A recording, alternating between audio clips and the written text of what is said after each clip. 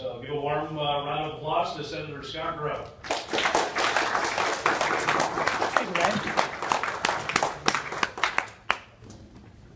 Thank you, Ryan.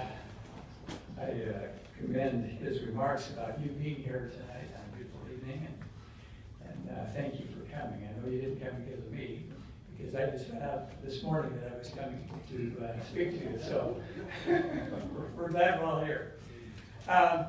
Yeah, it's been an interesting session. As Ryan said, the third longest in the history of the state of Idaho.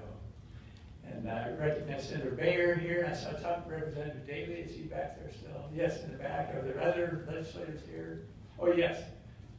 Dave Van Weerde? Is that how you pronounce it? Yeah, close.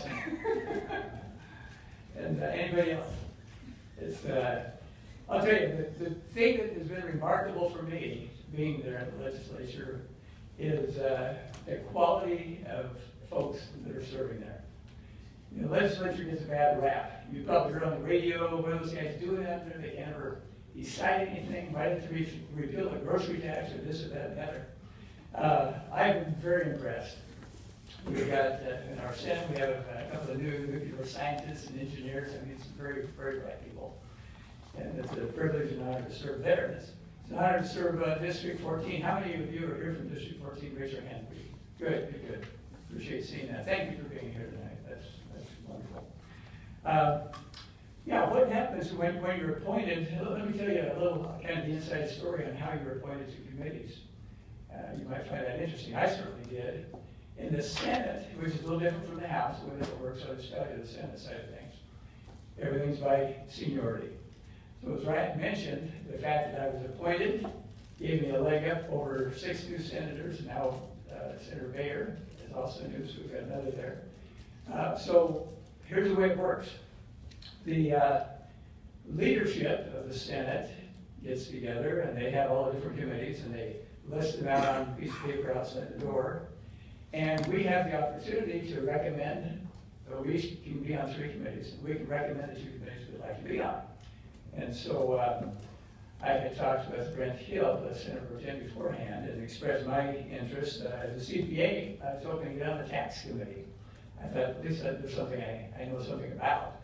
So as I began, and so I said, what are my chances? He said, 0. I said, okay, what are my chances on JFAC, Joint Finance Corporation Committee? He said, maybe 50-50. So when my turn came, because we all go in seniority, so when my turn came, I went in and said, okay, I'd like to be on JFAC and education, because education is where 2/3 of the state budget goes. And so Brent said, hey, tax is open. We've got 1 opening on tax. I said, what would you like me? He said, I'd like in local government and tax. So we have now 2 CPAs. Brent Hill is a CPA, I'm a CPA. We're the only 2 out of 105 legislators. And we have 5 attorneys on our local government and taxation committee. And so between 5 attorneys and 2 CPAs, you start talking tax law. You get into the nitty-gritty of nothingness. As you discuss all of these issues, it's amazing how you can talk about a word here and a word there, and spend a lot of time in it. But long and short of it, I had the privilege of being appointed as the vice chairman of the tax committee before I even attended a meeting. Now, how did that happen? Again, everything's by seniority. So how did that happen? Well, you got the chairman of the tax committee, Jim Rice, Senator Rice. Then you have all of the Senate leadership is there. And then you have a couple of other chairmen. And so I was the next senior guy. Well, I was the lowest guy on the totem pole, but I wasn't a chairman of the committee or anything else, so I got to be the vice chair. Now, what does the vice chair do? It actually has a function. Sometimes vice chairman don't do anything, but in this case, in all committees, the vice chairman of the committee is responsible to chair the committee proceedings as we review the administrative rules from the prior legislative session. But that was interesting for me because I had not been in the prior legislative session, so I wasn't fully aware of all the laws that had been passed that were tax related. But I had to get up to speed on that and review all administrative rules to make sure that the rules were consistent with the law that the legislature had passed. So we reviewed those. It took about 4 weeks. And we accepted most of them and rejected a couple. So that was a fascinating experience. I'm also on Judiciary and Rules Committee. That was the third committee to which I was appointed. I'm not an attorney, but that is full of attorneys also. So another very fascinating committee to serve on that. I guess some of the, I'll just mention a couple of things that I was impacted by. One is talking about victims of rape and victims of sex trafficking. So we get into some uncomfortable kinds of subjects there. But to me, I realized how important that committee is as we deal with very, very sensitive issues with criminal law. And so it was great to learn, because that's a real learning experience for me on that. Now, Joint Finance Appropriation Committee, what on earth are they and what do they do? I went to a situation where we have 70 representatives in the House, 35 senators, and each of the two houses has 10 appointed members to serve on the Joint Finance Appropriation Committee, and from the Senate and from the House. Well, what do we do there? Well, the first several weeks, we heard reports from every committee and every department and every entity in the state of Idaho that wants what? Money. Okay. So they came and they gave us a spiel as to what they were all about and why their particular entity or department was so wonderful and what they were doing. And then they told us how much money they wanted to be appropriated.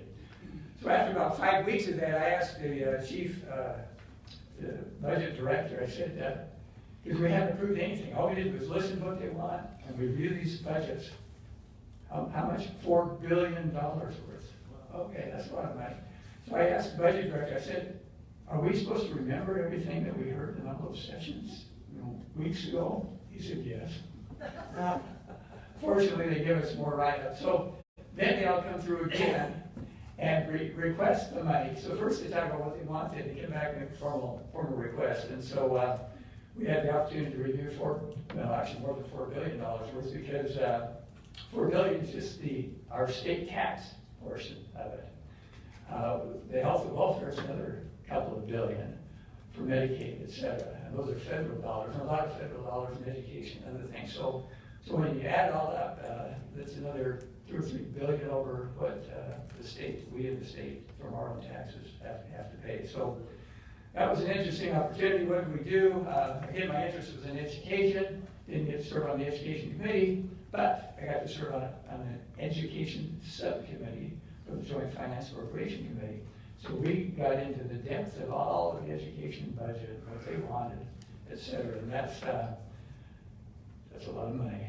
You got about 2/3 of $4 billion. One of the issues that the governor wanted was this K through 3 literacy thing. He wanted $13 million for it. And some of the folks on our little subcommittee thought that was too much, which is a lot of money. But the governor was dead set on it. That was one of those, we're going to approve it or you don't go home kind of things. And so it could have been longer than the third longest session ever in the history of the state of Idaho. But I spoke in his behalf, because I told this little subcommittee, I said, we don't want to poke the governor in the eye and say, let's cut it down in half or 3/4 or whatever. He's a new governor. He's trying to make his way. This is a big part of his campaign. It's a big part of the state address. So we ended up approving the $13 million. We also approved the 5th and final year of the teacher career ladder. How many of you are familiar with the career ladder system? Very many. Okay. About 5 years ago, the legislature came up with the career ladder, which was an effort to increase the pay for teachers in the state of Idaho. You've heard many of the stuff on the radio, etc., that we're like 48th or whatever in teacher pay in the nation. And so that was started, and there's about $100 million a year that's been going into the career ladder. And so we funded the final portion of that. And we also, another thing the governor wanted was to bring the minimum wage, starting wage for new teachers up to $40,000 a year. And so he wanted that immediately. As the legislature from both sides worked together and ended up We're doing it over 2 years. Again, we were concerned about funding. Here's a little aside for you on funding. You've probably heard that the income tax withholding tables were under withheld, so we really haven't known for sure how much money we really had. So that makes it tough to spend money you don't even know you have yet. But there are projections as to what that would be. And so we had to look at those projections. One of the issues that I learned, remember the last recession about 10 years ago? And the state of Idaho was able to get through that very well. Our Constitution requires a balanced budget, which we do. I don't have to. And we also have a rainy day fund. So monies are set aside for the down years. So because of that, on that last great recession we had, a lot of money had been put into reserves, and that was able to maintain us quite well through that recession. Well, if you look at where we are today in our reserve, if you look percentage-wise, the percentage of where we are today to our total budget of $4 billion, and where the percentage was back then of $3 billion, we're about $170 million short of where we need to be in our rainy day fund. So you think about that. Now, there's some other things that happened along the way. Anybody ever heard of Medicaid expansion? Yes, how many have? That was an interesting thing because it was passed by the voters, but there was no mention in the ballot initiative as to what it would cost. I saw the ads like you probably did on television and places, talking about $400 million a year of our money back in Washington, D.C. that is just sitting there and we need to get it. The ads did not talk about, that's the federal portion.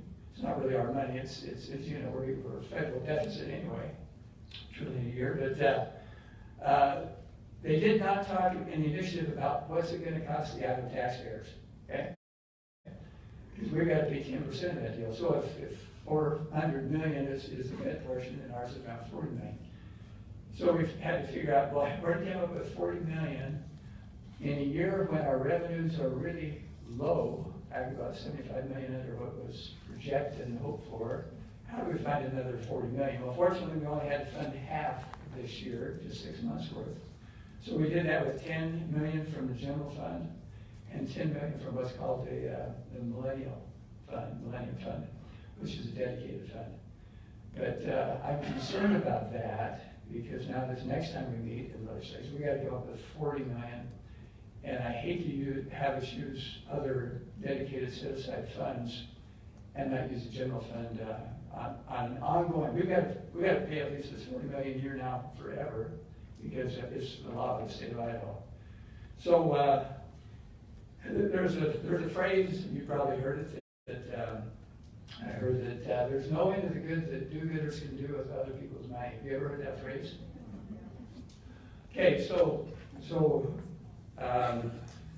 that was passed, and who would want to sign a ballot initiative? I mean, the signature. If somebody came around to me and said, hey, you want to help people that are hardworking, poor folks that can't afford insurance? You want to sign and let's do this initiative? Well, it sounds pretty good to me. You'd probably sign. But there's no indication how it's going to cost, or what it's going to cost me as a taxpayer. So when that came into being, then we have that little challenge that we have to figure out how to fund that on an ongoing basis. So let me just move to what else? Transportation. District 14, we have 4 key state highways. We have the Highway 55, State Street, runs out here. We've got Eagle Road, Highway 44. We've got Eagle Road, which is State Highway 55. We've got Chin Boulevard, which is Highway 2026. And we have Highway 16 from Emmett that originally was supposed to get out to the freeway. It's only made it to Chinden Boulevard so far. So I was concerned, what can we do with transportation with my platforms, along with education? And so I voted for every transportation bill that came along. Because I feel you can't postpone. You got maintenance issues, you got new construction issues. If you continue to postpone that, your maintenance gets more expensive for one thing, and the cost of new construction gets more expensive. So I voted for everything that came along. One of the bills that did make it that I voted for was for Shin Boulevard because of the state tax commission. Everybody that's moved out to see, as you may or may not know, they're about to do the Packard complex for tens of millions. And so that's going to add some more traffic on Shin. So there was a bill that came through for $150 million of bonding that could be done for Highway 20, Shin Boulevard. So I voted for that as well. So let's see, is there anything else? Let me just, anybody ever heard of the voter initiative thing that came? Raise your hand if you heard of that one. Yeah, that was an interesting thing because everybody thought the big deal was going to be Medicaid, and that was, which was Medicaid expansion. And we, as both houses voted for that, and we also put in some Medicaid expansion. We put in some requirements regarding working. Again, this was passed as being in behalf of the working poor, so if they're working, I guess some rules about working wouldn't be too offensive. But apparently, it seemed to be, some folks thought that was not very smart. But we felt that Idaho values, and I saw in the little notice that Ryan put out, my conservative Idaho values. One of them is hardworking Idahoans. And if people are going to get health insurance, they have to be working. If they can. Now, if they're mentally ill, if they got this or that, I mean, there's so many exceptions in there. But if they are eligible and if they're able, they ought to work. I don't think we're in the business of handing out free health insurance. I don't know if your health insurance is free, but mine certainly isn't. And so I think if somebody's going to be getting health insurance, then we ought to be making sure that they're at least doing their part. 20 hours a week is all that's required. But that's something. So on the voter initiative, what is that all about anyway? We just pledged allegiance to the flag here. And we pledge allegiance to the what? The Republic. To the Republic for which it stands. Not to democracy. The U.S. Constitution, nor the Idaho Constitution, I mentioned the word democracy. This is a democracy, but it's a Republican form of democracy, which means we elect representatives. And the theory is that those representatives will study out the issues and do what they feel is best in behalf of their own constituents in the state of Idaho. And that's what we try to do. And with the voter initiative, we were concerned about well, some were saying we're trying to take away, they call it the voter revenge. You may have heard that, the voter revenge bill. We weren't trying to get any revenge on anybody. We passed Medicaid. I mean, we paid for Medicaid, we fully funded Medicaid, so there's no revenge in that thing at all. We're looking to the future, trying to avoid states becoming a state like California. Anybody from California moved here? Yeah, thank you. If you did, because those are the people that tended to understand very well what we were trying to do in the voter initiative. If they came from Washington, Oregon, California, or Colorado, they understood what we're trying to do. We're trying to let it continue to be a republic and not have two heads of government. If you have, like California, 16 voter initiatives, one of the voter initiatives was cage-free chickens. Do we want to get into that kind of detail with the voters? I don't think so. But they had a ton of those. And so it makes it a very dysfunctional government. When you have two heads, you have an elected legislature, and then you have all the voter initiatives, and then you have to try to fund that and figure out how to pay for everything. So we're trying to avoid that kind of a problem in the future. We're also trying to increase the participation at the grassroots level so that people, right now, and we're Ada County, I recognize that, but I'm a senator for the state of Idaho. Right now, 4 counties can put anything on the ballot. 4 out of 44. So we felt that needed to be a little more diverse than that, particularly when Ada County is so heavily Democrat, as we know. We hardly have any Democratic reps or senators left in Boise, and we lost 2 more reps in District 15, and Fred Martin, our senator, won by like 11 votes on the 3rd recount. So those more liberal kinds of issues tended to be funded. Let me just read a little, very quickly, from the LA Times. This is entitled, How Medicaid Broke Through 3 Deep Red States and Could Do the Same and More. Here's a picture of Luke Mayville. Luke is the head of Reclaim Idaho and the Prop 2 initiative. He is a professor at Columbia University in New York City. Anybody can start an initiative. They don't even have to be a resident of the state of Idaho. And so that's a little bit of an issue. But Luke, in the LA Times article, talks about the model that they're using. He's a Democrat, obviously. The model that they're using to overcome Republican-controlled legislatures, which is mostly here in the Mountain West and other areas. So I'm quoting from the LA Times, November 16th last year. This model relies on state ballot measures to circumvent, to go around, state legislatures and governors' offices dominated in many states by the most conservative wing of the GOP. It taps into popular support for traditionally liberal ideas. And the model brings together local activism with funding and strategic guidance from a national organization founded 3 years ago by a California labor union. It's the Fairness Group. There's a lot of big money that comes in on voter initiatives throughout these states, but particularly in Republican-controlled states. So we were hoping that, I'm not against voter initiatives. In fact, Patty Ann Lodge, who is the chair of our State Affairs Committee, worked on Prop 1. And so we're aware of the work that's involved in that. And if it's a grassroots thing, wonderful. But if it's outside people coming in and bringing outside money and advertising in such a way that they can overwhelm us, because if you think about it, there's generally a lot of money to be spent and to be made on one side of the issue, and no money to be made on the other side of the issue. And so there's very little equal advertising in the community. So that's part of the challenge that we deal with. Goes on to say, I'll just leave that. That's enough. Let me just wrap it up, because I see Ryan, he's sneaking up on me. You know that? I can see him over there out of the corner of my eye. He's a sneaker. So keep an eye on him.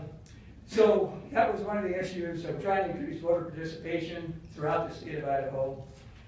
We wanted to be more transparent and clear. In that ballot initiative 1159 and also 296, we talked about funding. How's this going to be paid for? These were both taxpayer-friendly bills. If you want us to do it, great. Let us know. If you want us to do it, great. Tell us how we're going to pay for it. Because it's so easy for the Democrats, for example, to push liberal agenda items, get them passed with public support, and then ask the Republican legislature to pay for them, and then we start raising taxes, they suppose to our Republicans. That's revenge. Just because we passed that, now they're going to raise our taxes.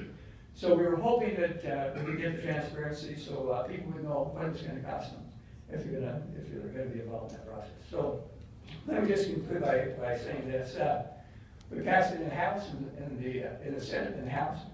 And then the governors, some of his folks, thought that maybe it was a little too much, a little bridge too far, and we've got to back it up a little. So at their recommendation, we did that, thinking that we were all working together on this deal. And then, lo and behold, what happened? You vetoed it. So we had some very disappointed leadership in the Senate, leadership in the House, a whole bunch of senators and House people that were disappointed with that action. Now, when I met with him, I told him, hey, Governor, I respect you got to do what you got to do, but I also spent 20 minutes sharing my opinion with him as to why I didn't think it was a wise move to veto it. I mentioned that the manipulation, intimidation will never end. If you do that, you've just empowered them, letting them know that you can bully a Republican Senate, a Republican House, and a newly elected Republican governor. I think we have to be careful what we do. I support Governor Little. I helped raise $30,000 for him. I helped move his K through 3, $13 million with the Education Committee. His finance people have been working great with us with the Joint Finance Appropriation Committee. He's doing a fantastic job of hitting the ground running and getting people he had to come up with a $4 billion budget from November to January. How would you like to do that and have it be meaningful? So he's doing a super job in so many areas. We were just disappointed with that one. In his veto message, he said, hey, I agree with everything you're trying to do. It's great and wonderful. But we felt that at this point in time that he would veto. So that's where we are. With that, I'll take any questions that anybody would like to ask about whatever. Got time for just a couple questions. Does anybody have a question? Dave. David DeHaas, District 17. So no one's been willing to really bite the bullet on solving the problem with Medicaid. If I run or drive my car erratically, and if I crash into your cars, my premiums go up. Yep. I'm paying more. Yep. it comes to sick people, I run a wellness center, and I turn people around very quickly by getting cleaning the body, eating regular food.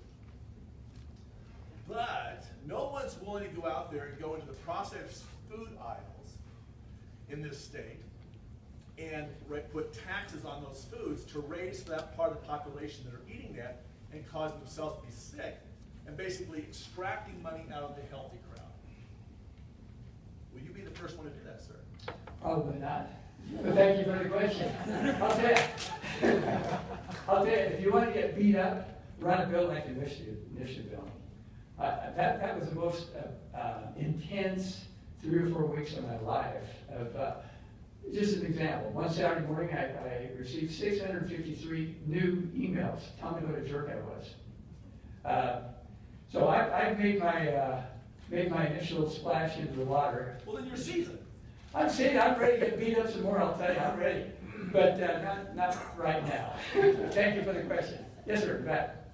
You mentioned that you sat and listened to all these agencies come and make proposals. In your experience so far, are those proposals at least reasoned, or is it one of these deals where they shoot for the moon and kind of settle for something in the middle? Thank you, great question. Did you hear the question? Okay. Question was, listening to all the agencies, if they shoot for the moon or settle for something in the middle, what happens there? Well, first, the governor has his budget, okay? Because he listens to all his department people, so he comes up with his recommendations. And then we have our staff that reviews things, and we begin to look at all of that. And as we do, one thing I've learned is it tends to be, I would love to see zero-based budgeting. Anybody know what that is? That's where you go back to zero and you start over. But I'm new, so I just listen and learn this year. It's not that way. It's a maintenance budget. And so they basically say, last year we spent X, so this year it should be X plus 3% more to maintain the base.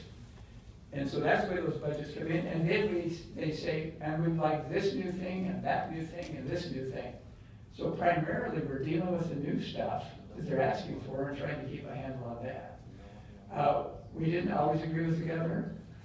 We made changes, we made reductions, we also made some increases. For example, with Ada State Police, we did some things that hadn't even been asked for, because I believe in law enforcement, we voted for that. So that helped you out. They want a whole bunch of stuff, but they're smart enough to know they aren't going to get it, so they try to prioritize and hope to get some of it.